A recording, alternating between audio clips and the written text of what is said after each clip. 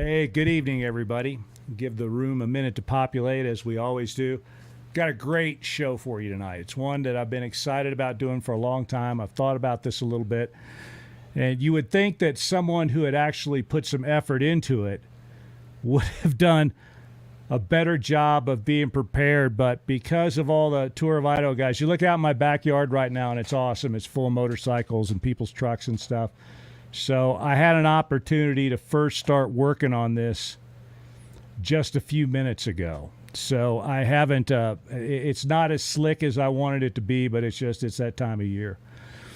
I was talking to Jeff Stess and Mike Knight and a few of the other fellows that are in sort of our group the other day, and I broke my record the other day of 100 text messages and DMs in a 24-hour period. Any guesses as to what the most common text message that I got during that period is? I probably have some swag for somebody that can tell me the 4 words that were most often present in these text messages that I was getting. Jeff, good to see you, buddy. Go Eagles. Amen. I took those guys down there today, and they seem to be in pretty high spirits, and I'm taking Piedmont down tomorrow at 2 a.m. They'll be right behind them. Jim Spooner, how you doing, buddy? I wish I was a Smoky Avenue. Yeah, you'd be down there right now with Scott, who's tearing it up. We have a rider out right now, the first guy that's gotten very deep into the tour this year, Scott Murray. He's a policeman from down in Utah. A hell of a guy. I mean, this guy is an athlete like you would not believe. He's skinny. He's fit.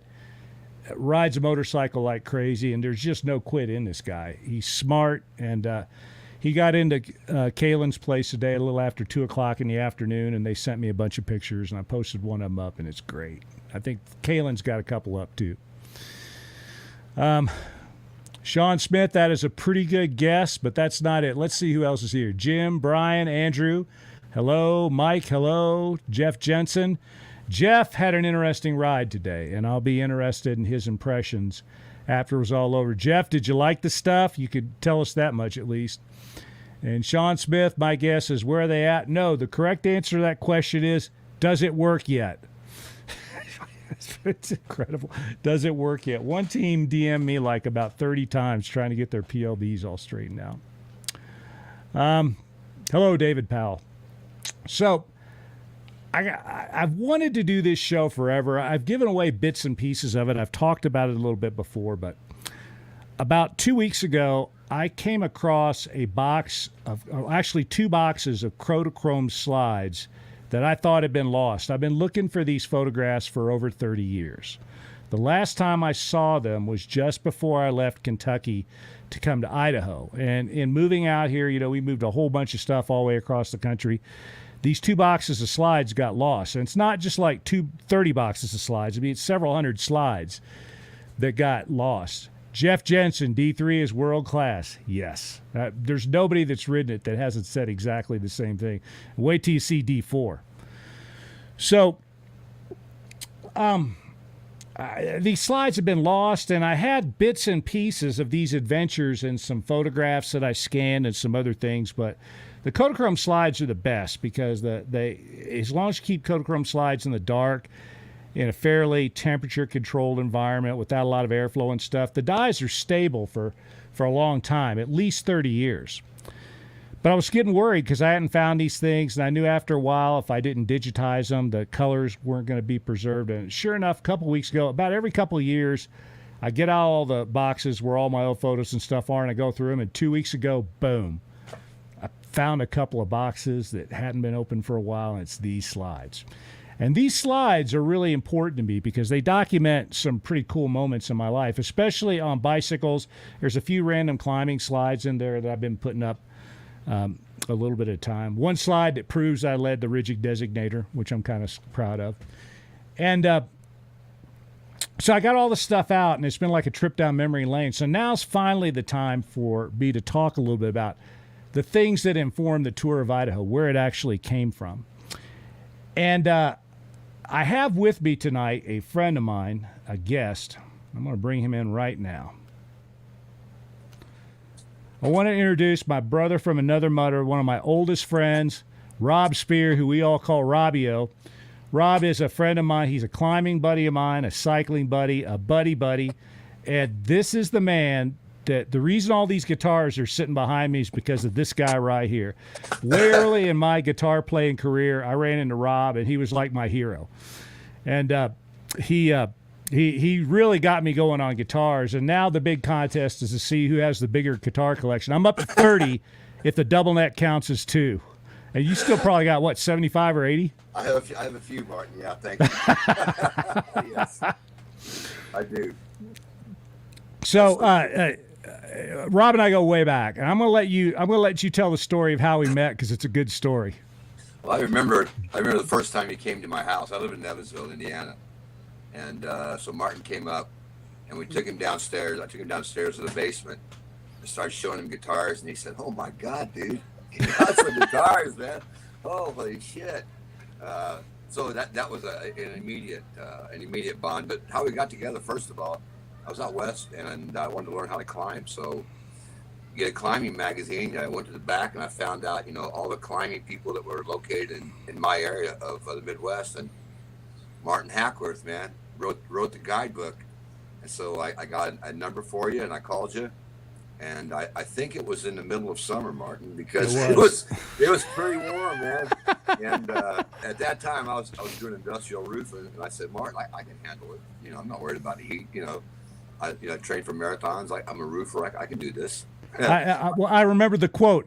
I put roofs on houses in Indianapolis, Indiana, in the middle of summer. This is not going to be a problem. Okay, well, I might have been able to. Anyway. So I went down to Kentucky and went down to Red River and stayed with Martin. So I met him at the house, and immediately you look around, you see guitars, and I saw bicycles, and you start thinking, man, it's gonna be cool. So he took me out to the route the next day, and it must have been, I'm gonna say high, double digits, low triple digits. We were in the sun.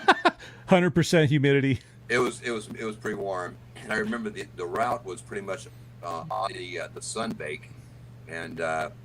He said, Rob, it's pretty warm. I said, Martin, it's pretty warm. He goes, look, I tell you what, dude, come back when it's cooler, and we'll do another climb, and I promise you'll have a much better time. We went back to your house, played guitar, ate pizza, drank beer, had a grand time. And I came down a few months later and did another great climb, and ever since then, I mean, Martin, like you said, man, a brother from another mother, man. You're my long lost brother. In fact, we both started bands called 5'11 Jimmy. We had a friend of ours who was a climber, and he thought he was Johnny Climber, so we called him 5'11. And so I remember we were on a route on the summit, and we were sitting with Jimmy and said, one of these days, Jimmy, we're going to name a band after you. And so I came to Evansville, Indiana, and started 5'11 Jimmy East, and Martin started 5'11 Jimmy West. And there was one time out in Pocatello, Idaho, where 5'11 Jimmy East and 5'11 Jimmy West met. Martin invited me out to play a gig. And it was pretty cool, man. So, and 5'11 Jimmy was there. Remember, we invited him, and he didn't know what was up. He thought it was just like a reunion. Yeah. You remember Jimmy got all liquored up, and he was sitting there, and every time a girl would walk by, he'd go, "I'm 5'11 Jimmy." Yeah. Oh my God. Oh, another of the great memories, Martin. And then you came out too. Remember, we closed down the Idaho bar. Remember that? Oh my gosh, the Idaho bar was a biker bar out in Pocatello, and Martin called me and said, "Rob, why don't you fly out here for a day, and we'll play this bar." My cousins live in Buell, Idaho, so they surprised me and showed up. We hit this bar, and if you haven't been to a biker bar, gentlemen, I know you ride bikes, but these guys are a little bit different than the Tour of Idaho riders. They probably drank every beer in the restaurant and the bar. Probably, what, Martin, by 10 o'clock, we were going out trying to get beer and toilet paper because they didn't have any toilet paper. Oh my gosh, it was another great night, and I got photographic evidence of that also, man. So Martin and I go back a long way. It's been nothing but a great experience, man. You've always been another brother, man. So thanks, Martin. I appreciate it. Well, we've had a hell of a time through the years. Now, this year, I don't want you to give this away, but there's something else I got to tell you about you. You guys have no idea what a great musician this guy is. I mean, I looked up to him for a reason. I used to sit down and play all this hard stuff, And I thought I was pretty cool because I could play some like hard lines and stuff like that, a little bit of classical music, a little bit of jazz. And this guy gets up and plays GCD. All the girls are going, woo! And I'm sitting there ripping off Larry Carlton licks, and all I ever hear is, well, you're no Larry Carlton. I didn't say that, though. You know I didn't say that. Nobody So- comes to me and goes, you can't play G, C, and D because I'm nailing that. I played A minor, too, if you want. Pretty cool. So, I don't want to get too much into music stories because that's not what this is about. But Rob was in a band that used to open for a group called Head East. And there's a challenge point this year that you're going to get to, and it's in one of the mystery sections. And if you understand the instructions in this challenge point and you can provide video documentation that you knew what to do, you're going to get an extra bonus point. It has something to do with Head East. And Rob, I'll tell you what it is offline, but I think you can probably guess what it is right now. Flat as a pancake is the clue. Awesome, Al. Those guys are awesome, man. Awesome band. All right. So, Rob, I want you to, we've kind of introduced how we met a little bit. There's one thing I want you to talk about because it's right up your alley. Rob is an educator and a historian and has been his entire professional career. He's written a number of books on history, and this guy is like a historian par excellence, better than any academic I ever met at the university. And the kids that he taught at high school at Evansville, Indiana, have no idea how lucky they were to get Mr. Spear when it came to history, because this guy is the goods. And one thing that you've always been interested in is American history, especially. So you combined your love of bicycle riding with your love of history, and you did a really interesting project in 1992, which is basically an academic version of the Tour of Idaho. Tell everybody what you did. I've always been impressed by the West. I lived east of the Mississippi, but my mom and dad used to take me west all the time. And I used to love the mountains, and I used to remember. I'm 68 years old, so I used to watch these old westerns. And anybody who's old enough remembers some of the old westerns, and they're all out west. And the old show, The Wagon Train. So I was fascinated by that as a kid. And then when I became an educator, a good friend of mine, another history teacher, came up with the expression, feel the history. That not only do you have to teach the history to students, you have to allow them to experience it and feel it. And so I thought, what better way to feel the West than to combine my enthusiasm for bicycle riding with history. And so I decided to ride the Oregon Trail. And I started getting all these topo maps from Independence, Missouri, all the way out to Oregon City. And I would chart the Oregon Trail exactly on these topo maps. And then I'd laminate them. And I probably had 100 and something maps that I put together. So I charted the Oregon Trail all the way out. And then I wanted to get another friend to ride it with me. So I talked to another teaching buddy of mine, Bill Seibert. And the two of us decided that we were going to try to pursue grants to get this paid for. So we wrote to Lilly and got denied the first time. Believe it or not, they funded an individual to drive their car on the Oregon Trail to experience the life of the pioneers. And they didn't fund us. But we weren't discouraged, and we went after them again the next year, and we got the grant. And this next year, one of the companies in Florida, the Root Company, said that they would match any funds that we had. So our goal was $13,000.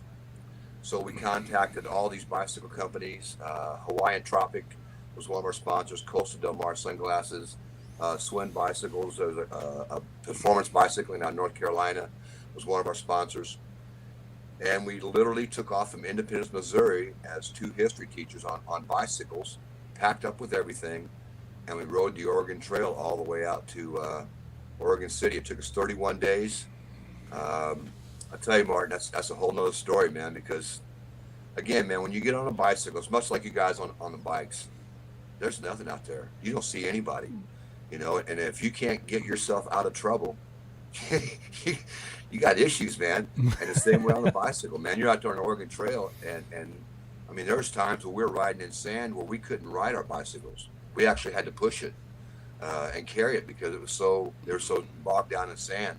And then every night you take your bicycle apart, much like you guys do, and get ready for the next day ride. Take a shower if you can, clean up, put clean clothes on, load your water bottles up, and get ready to ride against the wind, because going from east to west, you're riding pretty much in a headwind the entire way.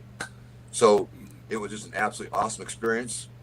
And again, it combined my enthusiasm for endurance sports. I run ultra marathons. I run marathons, and that particular time, it was just an unbelievable experience. And then I got a chance to come back and teach the Oregon Trail. And the kids would look at me. At that time, the game Oregon Trail was out, and they thought that was the greatest thing ever. All they wanted to do was kill the buffalo. And I was like, guys, you're missing the whole experience. You want to live all the way to the end. You don't want to die and kill the buffalo. But it was just an absolutely great experience, and I thought that what I could bring back to the classroom after it was just a huge benefit for my students, as well as we were able to take it on the road and do a couple programs outside Indiana. So it's awesome. That's great.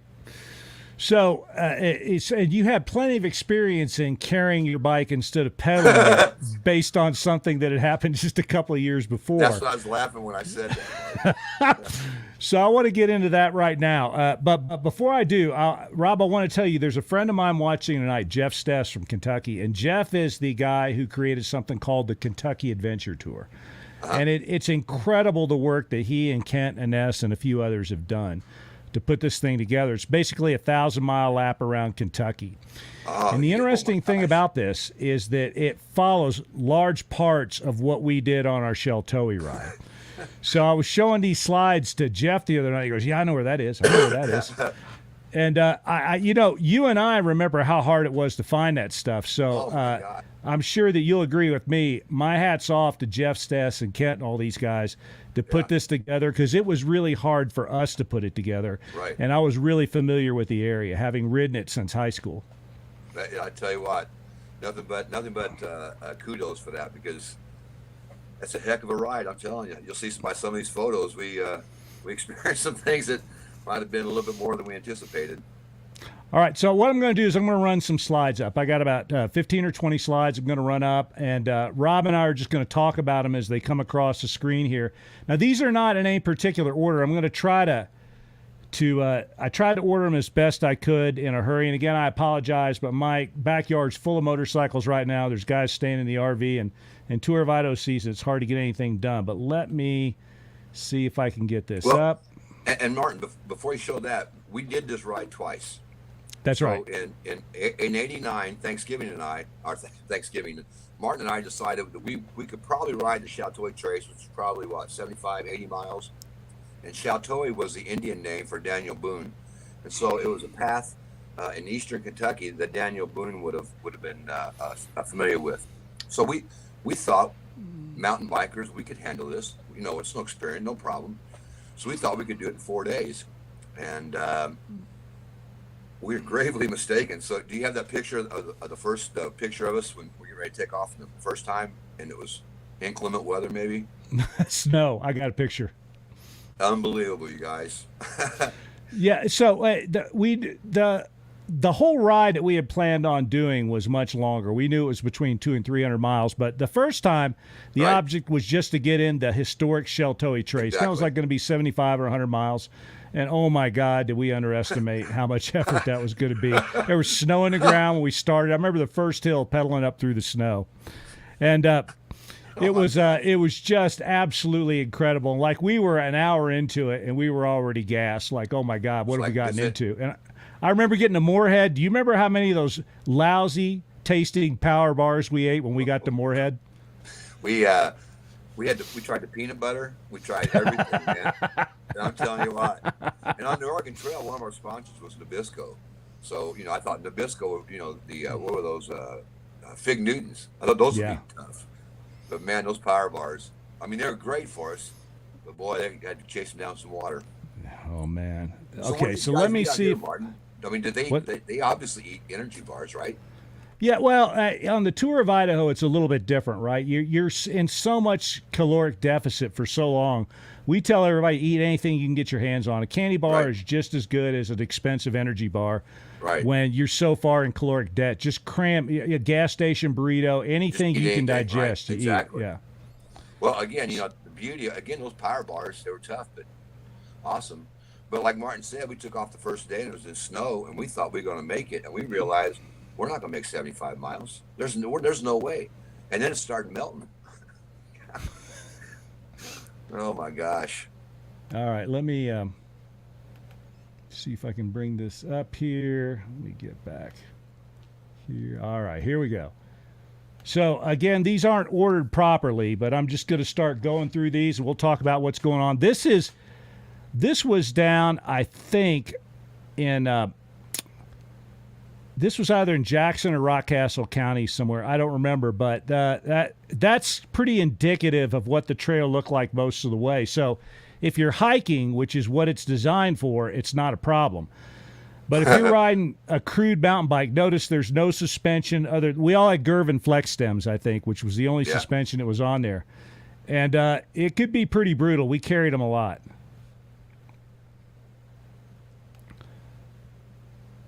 There's our buddy Tim A. Now, these photos right here are from the summer attempt. This is in August when we were successful.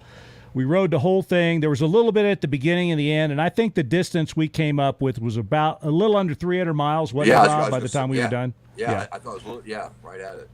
It was all of our cycle computers agreed within a few miles. It was right about 300 miles, the exact route we rode. And a lot of it looked like this. I mean, it's just not easy to ride. Now, something else I want you to notice, a theme through all of these rides, is this was a self-supported trip, and that's all the gear that we took. So I had a handlebar bag, a little bag that sat on my bike rack in the back. None of us carried backpacks or anything like that because you get too hot pedaling in one. And we just pound. Every time we come to a little town or something, we would pound as much food and water as we could and then keep on going. And I think we even drank out of creeks a couple of times. Right. I might have had a water filter. And including our clothes. That's it. Yeah. I mean, we carried everything. So I don't want to hear about you. I see these guys come through here, and they got enough stuff basically to trek across a continent on their motorcycles. It's like, well, I can't do it with any less. Yes, you can. We didn't even have motors, and we were out for 7 or 10 days. I forget what this was, including change of clothes, and that's what was on our bicycles right there. When you got to pedal it, it makes a little bit more of a difference. Oh, my gosh, dude. This is at the end of the Thanksgiving attempt. That's as far as we got. And that picture speaks stories, man, because we were so shot. I mean, you guys can because you've been there every day. You can't imagine the just total. First of all, we didn't do it. We didn't finish what we wanted to because we couldn't. And secondly, we don't care because we're just somebody give me a Heineken. That's all I care about. God dang, Martin. Oh my God! I look at that picture and just think, I relive it right now, man. I remember it was cold. It'd been snowing on us, and the mud that's on those bikes is just a hint of what happened. Let me see if I can just some more random photos. But there you go, right there.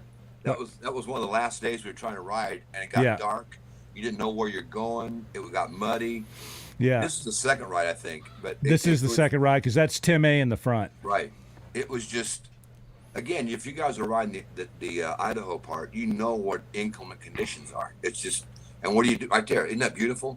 Yeah, here's the photo I wanted to get to. Oh my gosh, Martin.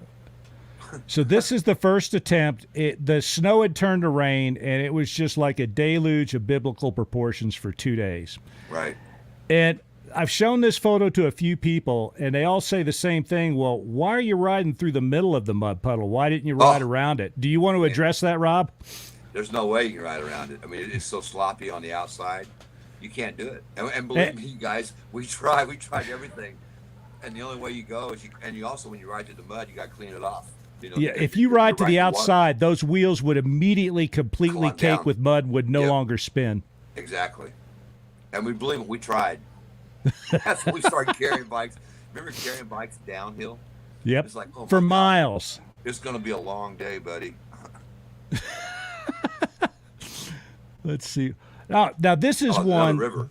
This is Turkey Foot, Kentucky in 1974. So the first time I ever thought about like doing a great big long bike packing type of trip through eastern Kentucky was right after my senior year in high school.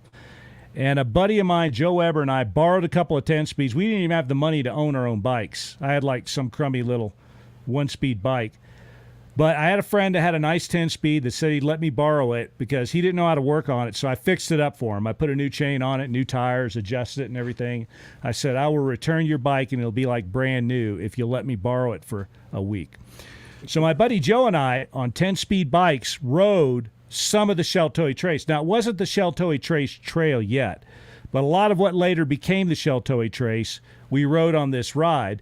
And we made it all the way from up around Moorhead to, I think, down around Turkey Foot, and then we just started riding slab back up to Winchester, which is where we lived. Let me go back, get a few of these others. So we talked about that one.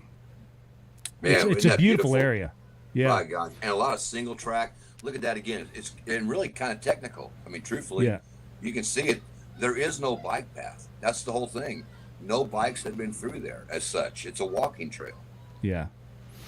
Now, I'm not going to tell you who the guy with the mullet and the perm is, but he was a member of our party. It was the 80s. What can I say? This is back on our Thanksgiving trip, and everything looked just like that. There was mud everywhere. Oh, man. Let's see. Here we go. There's the picture at the beginning of Moorhead, right when we took off, man. You, me, and Tim. No, this is at the end. I've got another picture at the beginning. This is at the end. That's down in Tennessee. Okay, good. This is the beginning of the Thanksgiving trip. I'm telling you guys, we got down there, and nobody could be more excited than you and I. We planned it. We worked on it. You can see what we're carrying. And it snowed. It snowed. We kept going, oh, my gosh. And we took off. There's no words to describe it, Martin, right? The traction wasn't even a word. Boy, I remember... we were both in pretty good shape then, and I remember we knew these hills were going to be hard anyway. I wasn't afraid of the hills. Yeah, until your rear wheel won't spin, and then you got to push the damn thing up the hill, and then it turns out to be easier to carry it than push it. Yeah, it's easier to carry it downhill. Yeah. Oh my gosh, look at that again.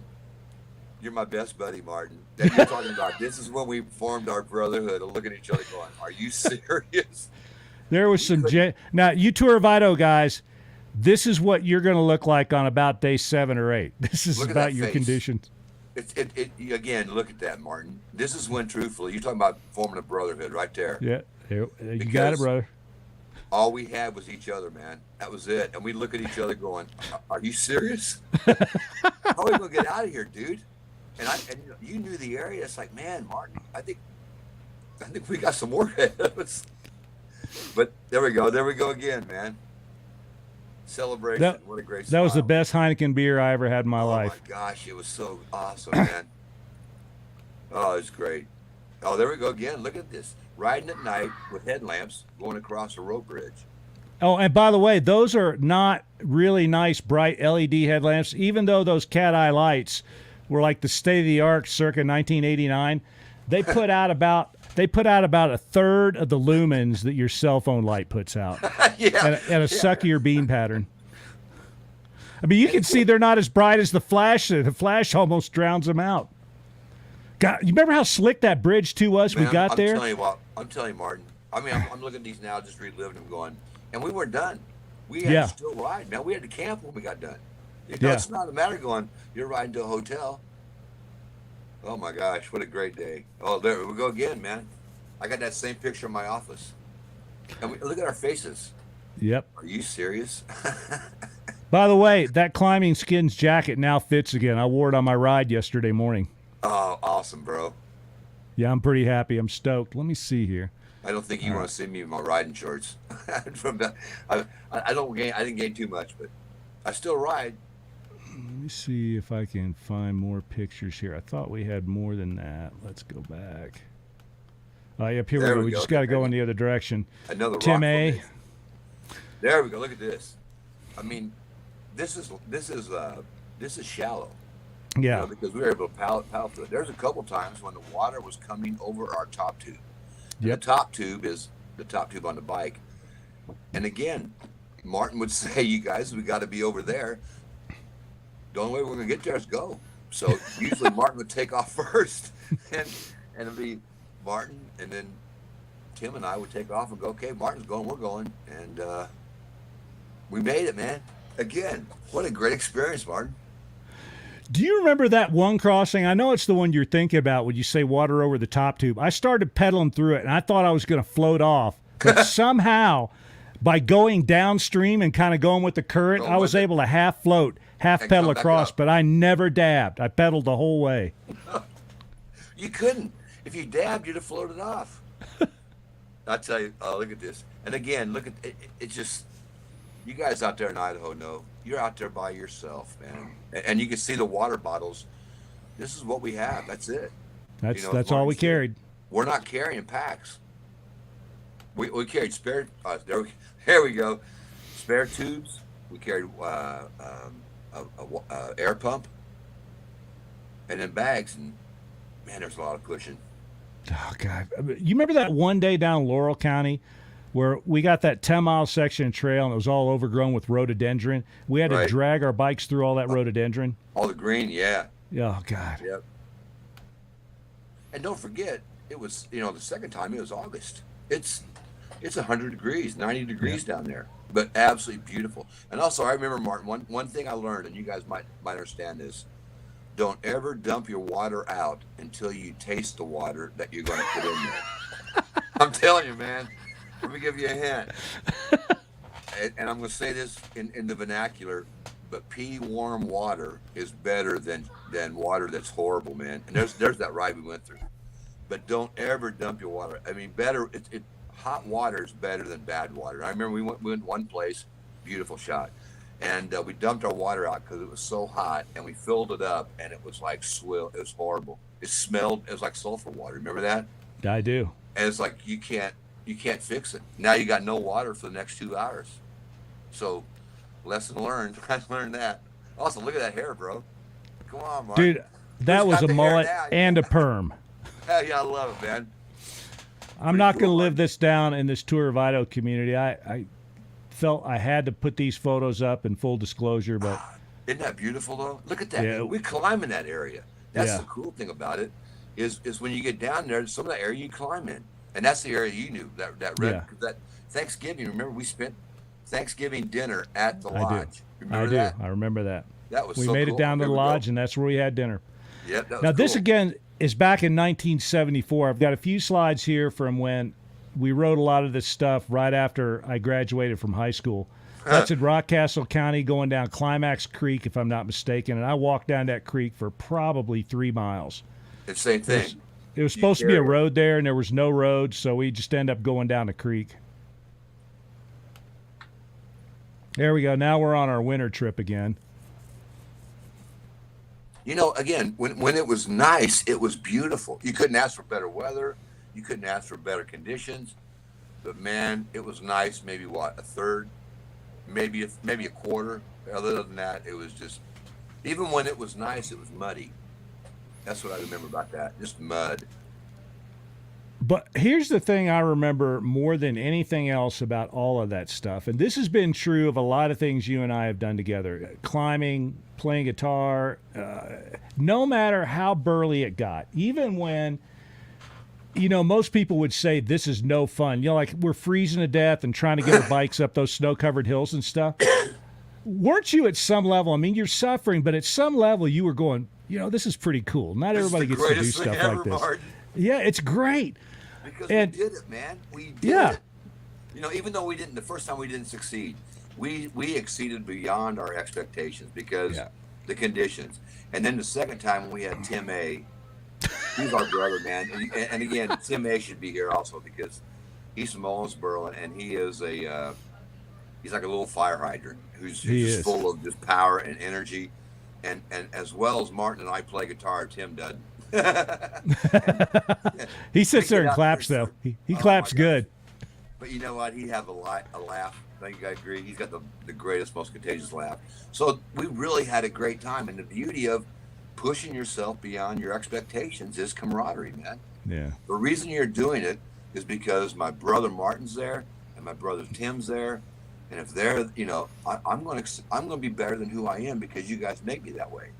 And I think that's the coolest thing of having friends that make you better. They push you. They encourage you. and then they spank your ass, and you go, that'll never happen again. I'm telling you what, that's something that we tell everybody that starts out in the tour. It doesn't matter whether you get the jersey number at the end. It doesn't matter if you make it to Sundance Mountain under the rules. What matters is if you had a good time. And the only thing I've ever cared about, the reason I put together the Tour of Idaho, is I like to recreate these experiences like you and I had, like Tim and I had climbing. You know, Tim went to Lotus Flower Tower with me, which was a wonderful adventure. We had a hell of a time. And I told everybody we didn't make it to the top of Lotus Flower Tower. We stopped 4 or 5 pitches from the top, said, it's good enough. I'm happy. If we go any further, we may not be happy because there's a potential hazard of continuing under the conditions. But when you and I did that first one, we didn't regard that as a failure. I mean, we were a little bummed, but we recognized early in what we'd done was still pretty cool. I mean, we made it a long way. We rode, like we thought it was going to be 75 miles and ended up being 100 or something like that. Right. We rode 100 miles in the worst conditions you can imagine. Right. And that's all we had. That's it. And then the beauty again was all I had was you. We get out there and we didn't know where we're going. There is some of the areas is marked, Chateau Trace. I mean, some now, but back then it wasn't marked. And you had your topo, and we come to these areas, and I'm telling you guys, maybe you guys don't know about Eastern Diamondback Rattlers too, because we would cross timber pieces that you go, I guarantee you there's rattlesnakes in there, and the Eastern Diamondback is one of the biggest, and Martin would say, oh, also by the way, I'm allergic to bees, so if I get stung, you're gonna have to do a trach on me. It's like what? And you, Martin, you actually said, okay, dude, don't panic. This is what you do.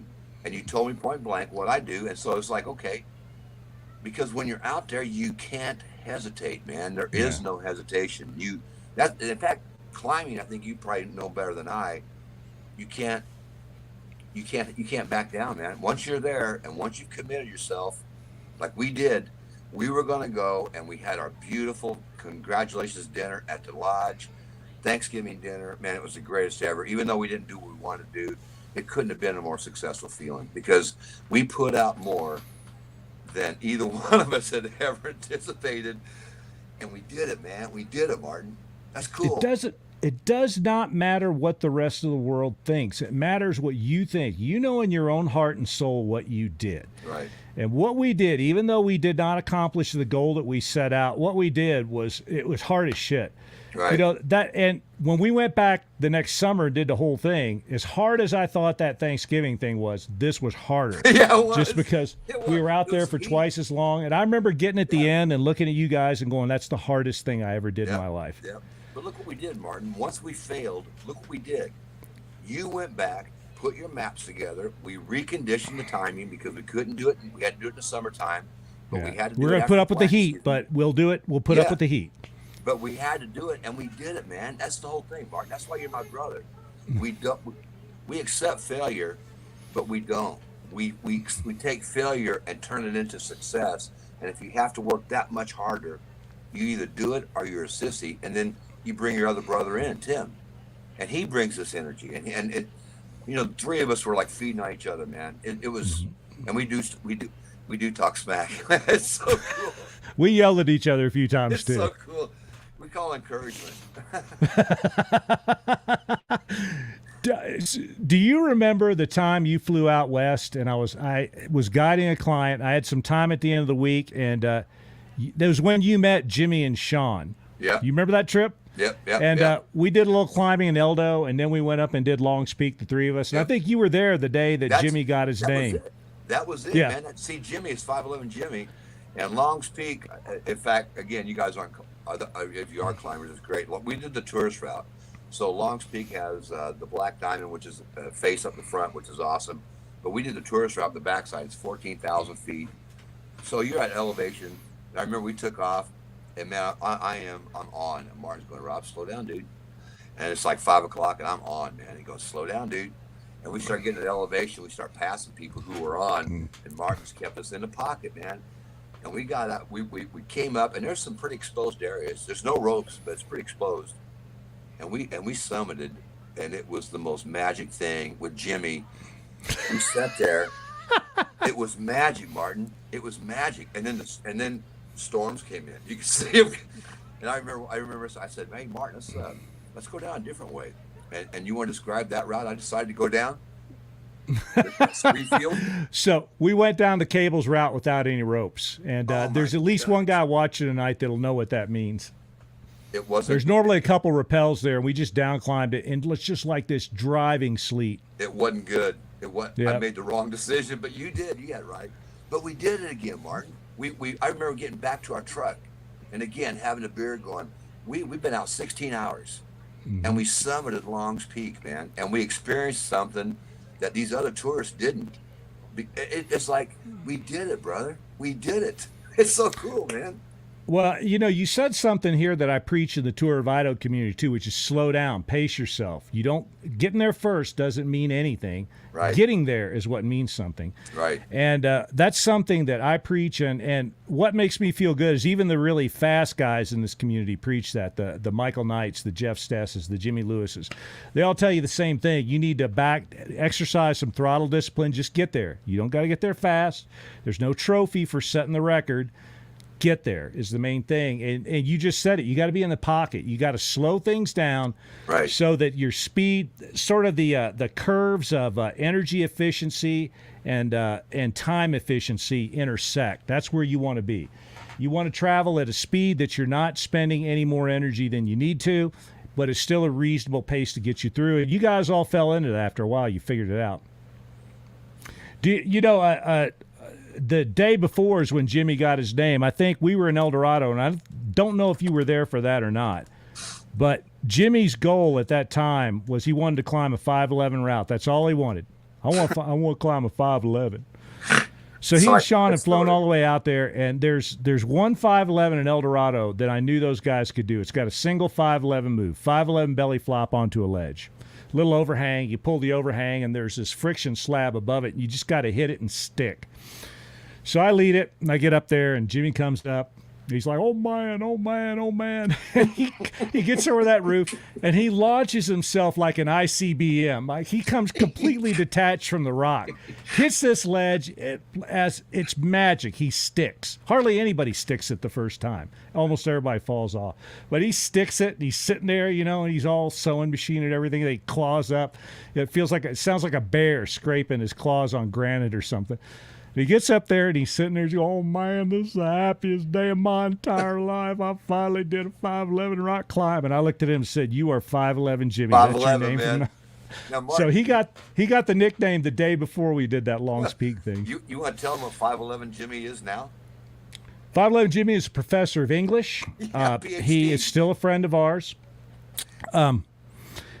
He's a super good dude. He's been a lifelong cyclist. He doesn't do too much climbing or anything anymore, but he's been a lifelong cyclist. And every once in a while, he gets a recording from either Rob or me of 511 Jimmy playing somewhere. Rob and I have been in a bunch of bands, and we named them all 511 Jimmy. Yeah. And every once in a while, there's a 511 Jimmy get together, including Megan and I are coming to your house to play one of these days soon. I love it. It's going to be a good time. It's so cool, man.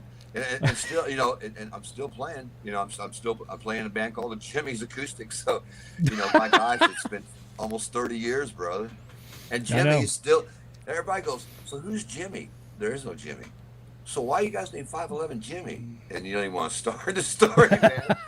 You guys wouldn't believe it. And then Jimmy's sitting there going, no, it's not me. But anyway. I'll still never forget that guy sitting in that bar that night, and they were giving him free drinks. We walked up, and remember the marquee out front? It's a big club. Marquee out front, 511 Jimmy East and West appearing together tonight. And he kept going up 511, man. And he looked at that sign, and his eyes get about this big. We go, come on in, man. And the club's full of people, and by the second set, they're giving him free beers, and he's just like out of his mind. And the girls would walk by and go, I'm 5'11 Jimmy. I'm 5'11 Jimmy. Oh, my gosh.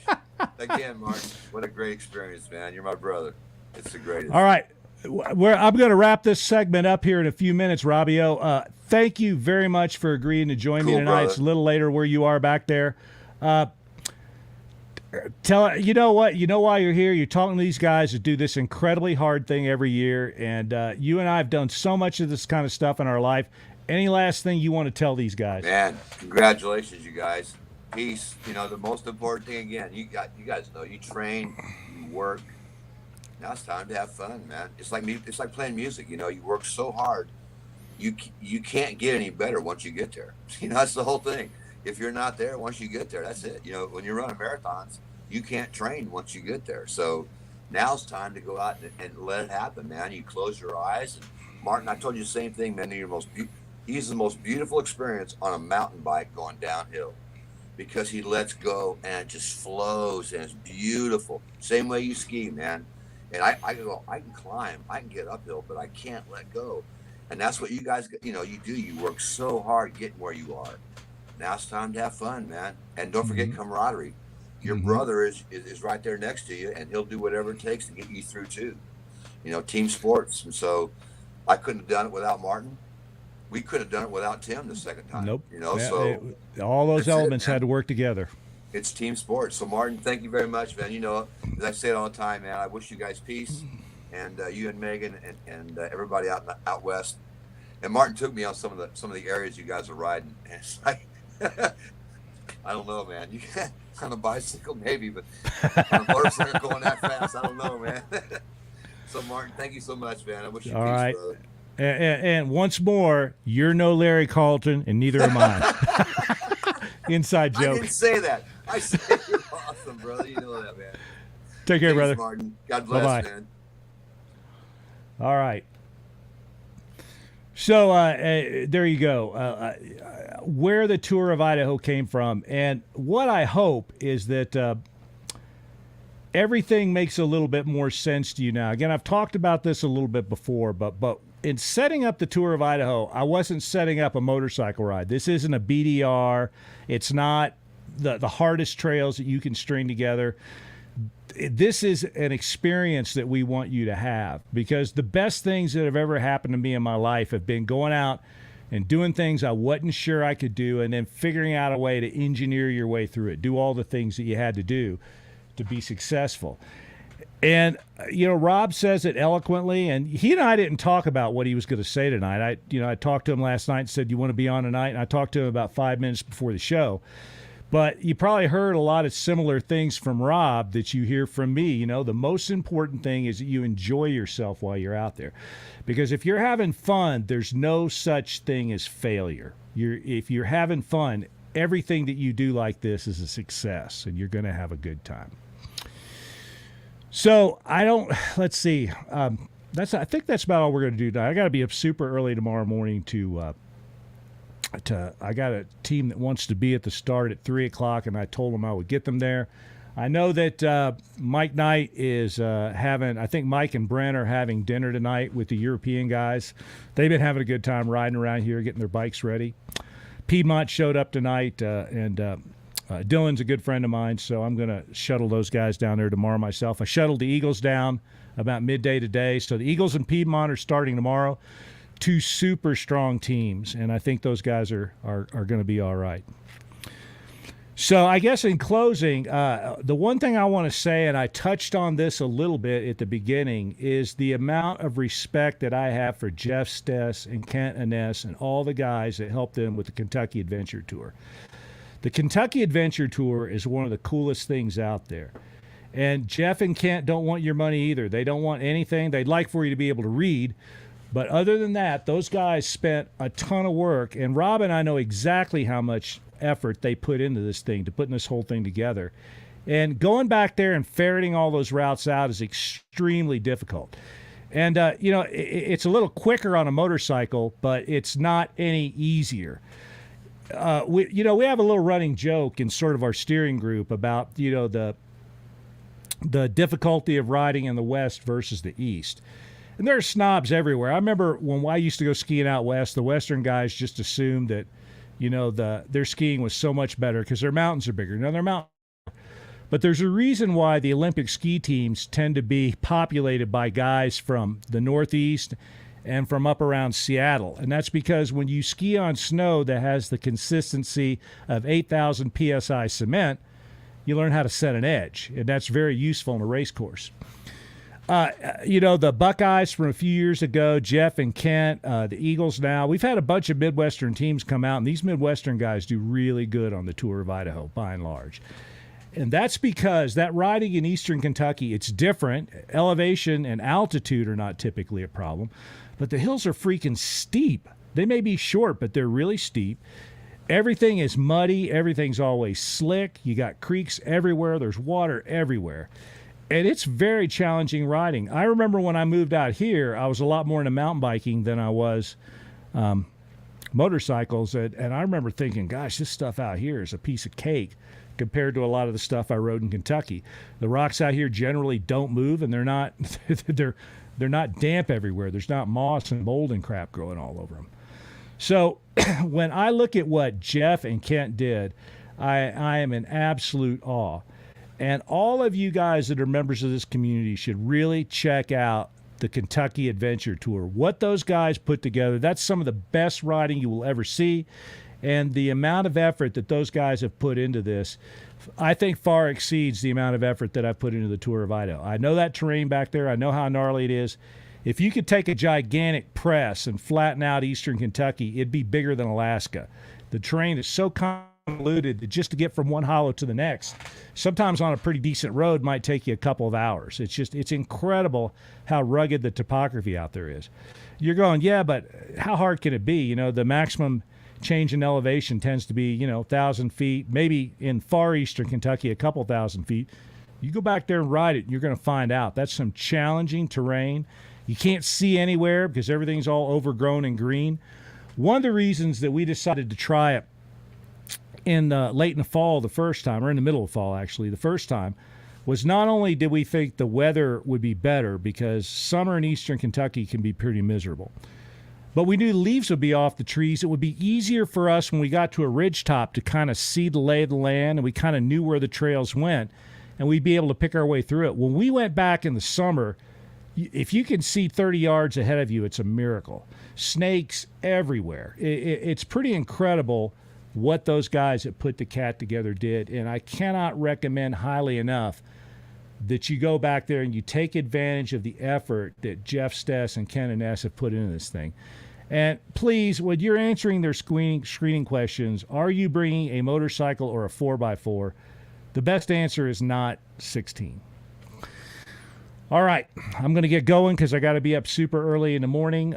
We do have some teams out, and the guy that is still on an official tour of Idaho, Scott Murphy, is doing super good. As I mentioned in the beginning, he pulled in the Smoky Bar store about 2 in the afternoon. We'll see how these guys starting out tomorrow go. And it's a fun time of year right now. It's a super busy time of year for me, but it's a lot of fun seeing all these guys come through. They got smiles on their face. And, even when I have to go get them sometimes when things don't work out, there's still lots of smiles on their face. Well, thanks once again for watching. We'll do this again next week. I'm going to try to bring in some people that have been out on the tour this year for next week's show, and we can talk about what went right and what went wrong. Well, once again, you've wasted a perfectly 52 minutes of your life that you cannot get back with a knucklehead like me, my brother Rob Spear. Thanks a lot for joining us again, and I will see you next week. Cheers and best of luck, Eagles and Piedmont, for starting out tomorrow. Bye-bye.